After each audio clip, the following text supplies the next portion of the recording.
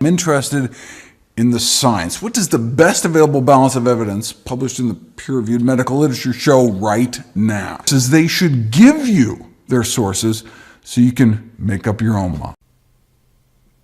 The use of cinnamon to help treat diabetes remains controversial.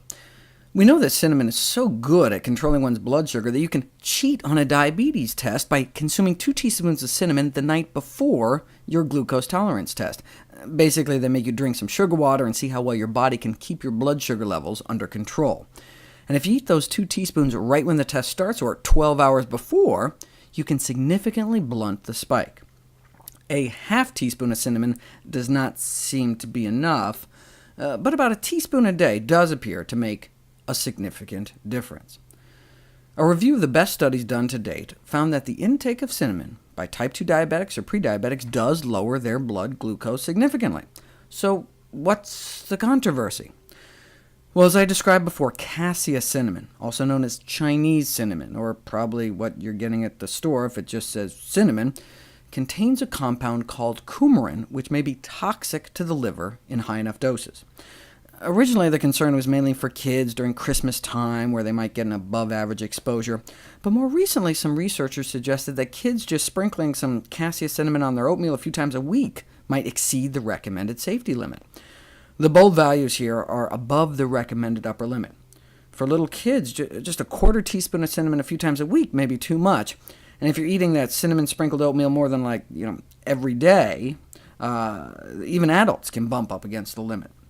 So a teaspoon a day of cassia cinnamon might be too much for anyone.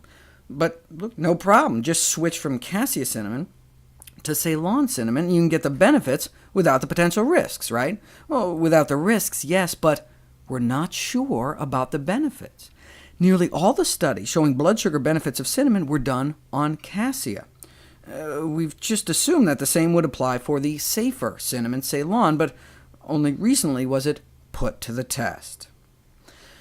Owing to the presence of that toxic compound, the Federal Institute for Risk Assessment in Europe has warned against consuming large amounts of the cassia cinnamon, suggesting a switch from cassia cinnamon to Ceylon cinnamon, also known as true cinnamon.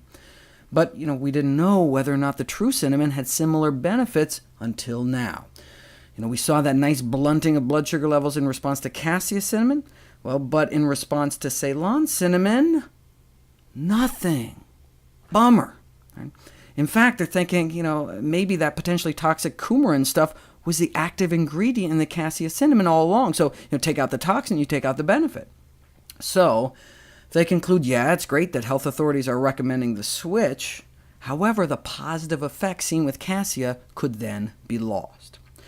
So, should we give up on going out of our way to add cinnamon to our diet? No, I think it's still a good idea to shoot for about a teaspoon of cinnamon of Ceylon cinnamon a day, since there's a bunch of other benefits linked to cinnamon besides just blood sugar control, not the least of which is its potent antioxidant content.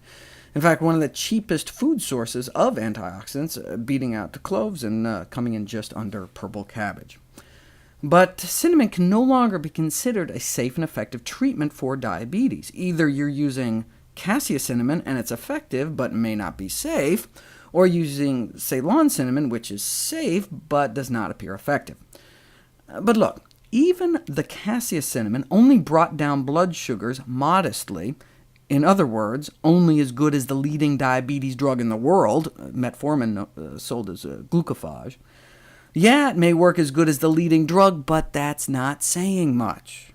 The best way to treat diabetes is to attempt to cure it completely, reversing diabetes with a healthy diet.